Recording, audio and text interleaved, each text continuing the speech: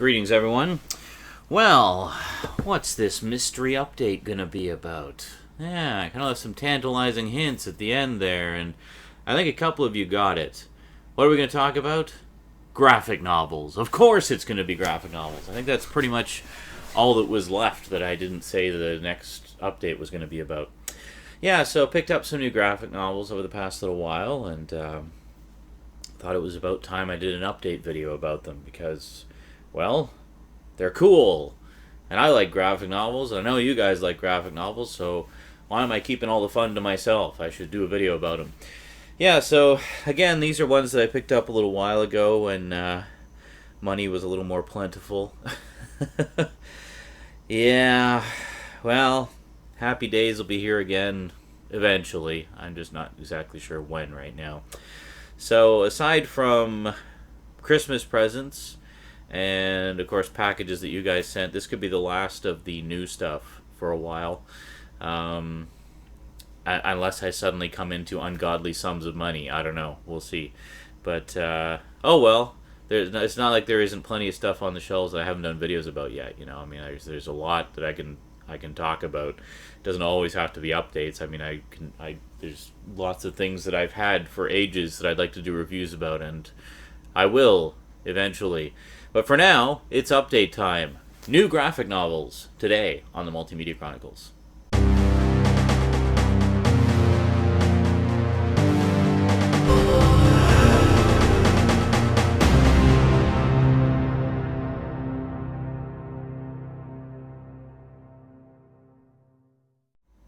Welcome back. Well, first up, this is the fourth volume in a series that I recently started collecting. It's part of the DC Comics Vertigo line, of course. A series that I think is actually the longest running comic of the entire Vertigo line. And it's one that I was wanting to check out for a very long time, but just kept putting it off. And, you know, I focused on other Vertigo comics that I wanted to check out first. So it was always, you know, near the top of the list as one of the ones I wanted to check out. And I'm really glad that I waited because the current reprint editions that they've been putting out, the new editions of the trade paperbacks that have been available for years, actually contain a lot of additional material that was not previously available in reprint editions. So kind of glad I waited. What am I talking about? Hellblazer. Yeah, here we go. Volume 4. And Volume 5 is coming out in April, I believe, so hopefully I'll have some money by then. That said, one of the nice things about these volumes is they are quite affordable. They usually go for between $20 and $25, depending on where you get them. So this particular volume is entitled The Family Man, and that title is basically the title of the main sort of overall story arc of the issues in this volume. This one has issues 23 through 33. Now, I mentioned that these contain additional material not in previous editions. That is true for this one as well. The previous edition of The Family Man only included the core storyline, the main multi-part storyline. Because there was a couple of issues in the middle where they kind of just went off and did some other stories for a few issues. Jamie Delano actually took a break, and there was 2 issues actually written by Grant Morrison, and there was also a single issue written by Neil Gaiman. Should also mention the Grant Morrison 2-parter features artwork by David Lloyd, which is a name and art style you may recognize if you've ever read the original V for Vendetta comic. Yes, because he was the guy who did all the artwork for that, and it was quite good. Let's see if I can find. Yeah, there's just sort of some strange imagery. And then there's a couple more. Again, beautiful painted covers. All the covers of the individual issues are once again reprinted in full glorious color, which is quite nice. Now, the Neil Gaiman issue, we actually have Dave McKean doing not only the covers, but actually all of the interior art for that issue as well. So, pretty cool stuff. Definitely a nice treat. So, I make a special point of mentioning that because those 3 issues have never been available in reprint form before. They were only available as the original individual issues. So now it's nice to be able to have them included in the overall chronology of the series. Now, the main story arc itself, The Family Man, is basically the story of a serial killer that likes to target families, so loving fathers and loving mothers and children. Yes, this is a very nasty, nasty person, and I'm guessing a storyline that's probably not for the faint of heart. One thing that I do find interesting about Hellblazer is it's a series that's not afraid to go to places that other comics may not dare to tread. It goes into some very, very dark territory sometimes. Now, in this case, it's appropriate because it's just a part of the world that it's set in. I mean, we're dealing with demons and evil supernatural forces and just the evil that men do to other men. And that's just, it's the nature of the subject matter. I mean, it's going to delve into territory that some people find difficult to, to deal with. And yeah, in this case, I mean, I know I've talked about this before, like stories where kids get killed and things like that. I don't particularly like and have a bit of an issue with, just because I'm a father and whatnot. But it is subject matter that I think can be dealt with in fictional form if it's dealt with in an appropriate way. And in the case of Hellblazer, I think it's dealt with in an appropriate way. It isn't done to be gratuitous. It is relevant to the story. It is important to the story. I mean, these are stories about ultimate evil, essentially, and what's more evil than innocence being taken away? I mean, that's pretty heavy stuff. But yeah, really good. I've not actually read this issue yet. I just kind of skimmed through it a little bit. I'm actually just in the process of finishing up volume 3. I literally have like 10 pages to go. This is the problem when I leave my graphic novel reading to my bedtime reading. I tend not to make a lot of progress. I just kind of read a bit until I pass out and the book falls on my face, Yeah, I really got to set aside time during the day to read so that I can, read more, basically. There's only so many hours in the day. I swear we all need to live on Mars or something so we can have longer days. So next up, this is actually a kind of a reacquisition / upgrade. I sold a few of my graphic novels a while ago because I knew that there were superior editions now available, so I wanted to swap them out for the superior editions. I picked up Roots of the Swamp Thing. Yeah, no, this is really good because this is actually the original Swamp Thing comics from the early 70s, written by Len Wein and illustrated by Bernie Wrightson. I did do a couple of videos a while back where I talked about Swamp Thing quite a bit. I'll post links to those in the description down below, actually. And I'll post links to my other Hellblazer videos in the links down below as well. And yeah, the description, whatever. Anyway, really enjoyed this a lot. The reason I wanted to get this versus the edition I used to have, the old edition was just called Dark Genesis, and it contained the first 10 issues. This one contains the first 13 issues, so they added an additional 3 issues here. So it's all the issues that Len Wein wrote. Previous editions only included the ones that were also illustrated by Bernie Wrightson, so it was like the Wein and Wrightson collection.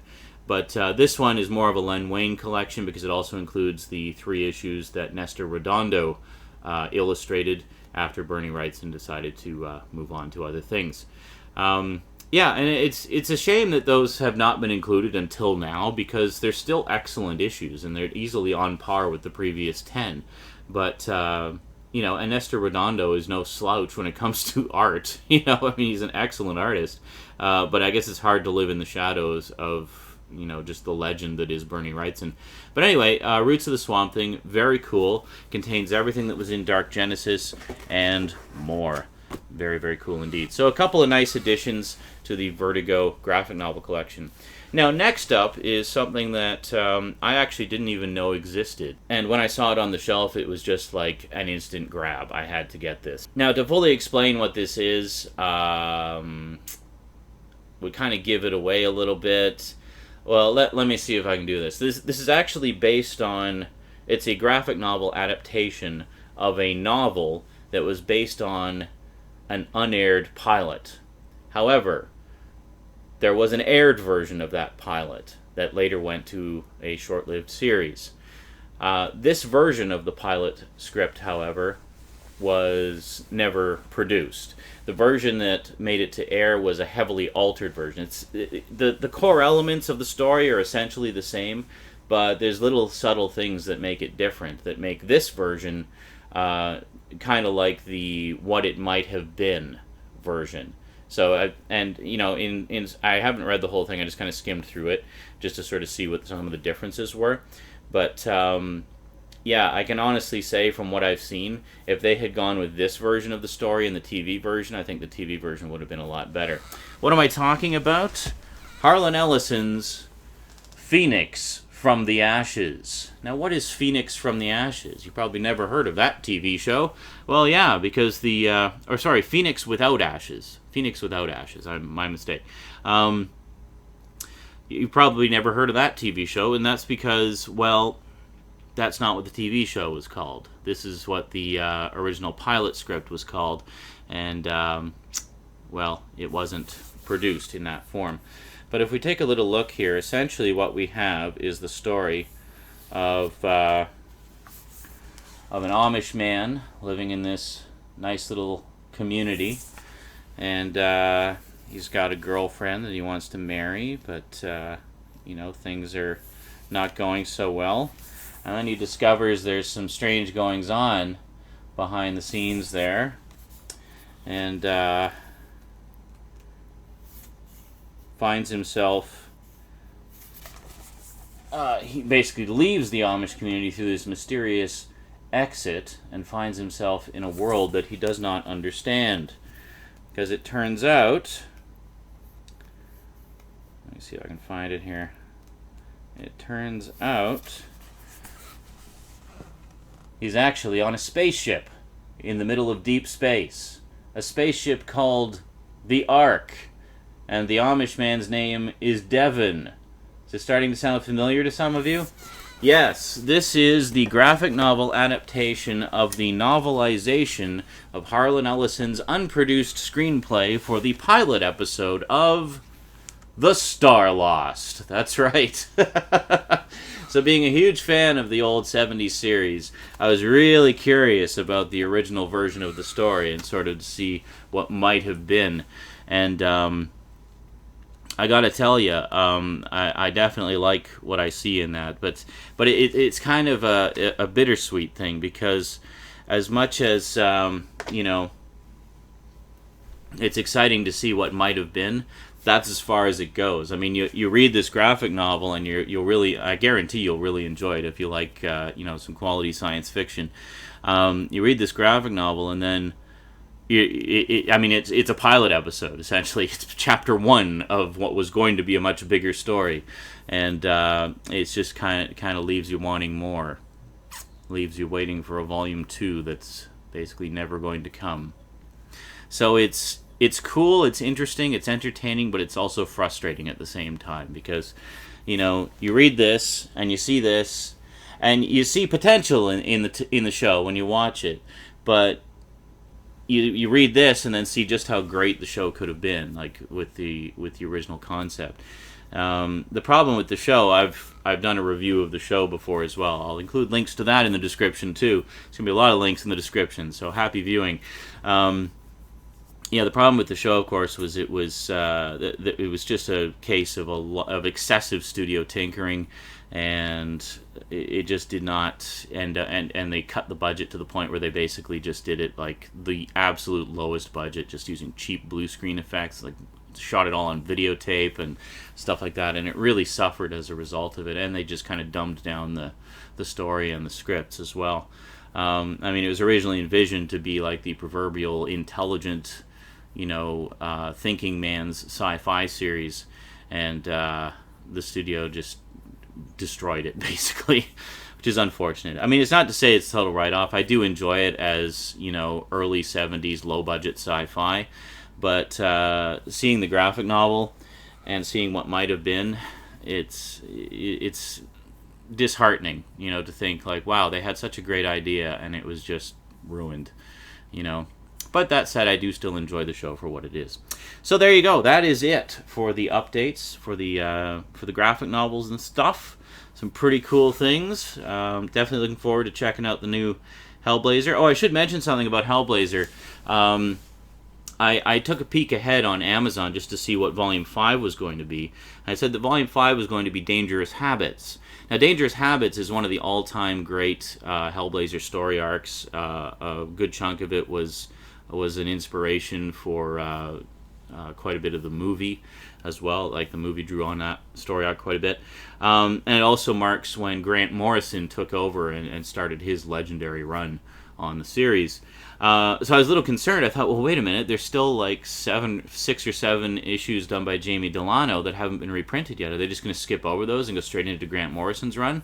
Apparently not. Now, that's what they did in the original printing of Dangerous Habits. It was just the Dangerous Habits storyline and nothing else. But in this new edition, it actually clocks in at like 356 pages, so it's going to actually be the thickest volume of the new Hellblazer editions so far. Have about 12 or 13 issues in it. They're actually reprinting uninterrupted. They're reprinting all of the last of Jamie Delano's run, which has never been reprinted before, and then going into Dangerous Habits and reprinting that whole story arc as well. So it's going to be quite a tome of Hellblazer, which is awesome. You basically get like a whole year's worth of Hellblazer in one fell swoop. So that's coming out in April, and April 2013, and I'm definitely looking forward to that. So I guess it's not so bad that I'm kind of going through them slowly and savoring them, because then it's not such a long wait until the next volume comes out. But yeah, they're definitely powering through the early issues quite nicely. So I'm enjoying that a lot. And it'll be good to go back and read the old Swamp Things again as well. Now, this is the first 13 issues, I should say, of the original Swamp Thing series, not the saga of the Swamp Thing. So there's still a big gap in the middle. There's the latter half of the original series that hasn't been reprinted, and then there's the first 19 issues of Saga of Swamp Thing that haven't been reprinted. So the only way you can experience those stories is to just literally track down the back issues and do that. I do have some of the... I still have a bit of a gap in my Swamp Thing collection. I still need the last few issues of the original series, and I'm missing a couple issues of the first 19 of the Saga series. I've got a pretty solid run of it, but I'm missing just a handful of issues. I'll get that all caught up one of these days. But yeah, new graphic novels. Gotta love them. That is it from me to you for now. So until next time, thanks for watching, and sayonara.